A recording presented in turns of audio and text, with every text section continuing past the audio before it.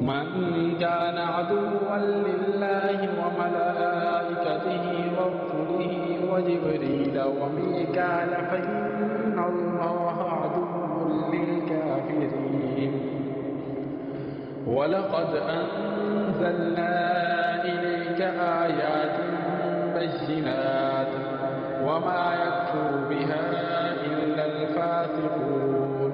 أوكلما عاهدوا عهدا نبذه فريق منهم بل أكثرهم لا يؤمنون. ولما جاءهم رسول من عند الله مصدق لما معهم نبذ فريق من الذين أوتوا الكتاب كتاب الله وراء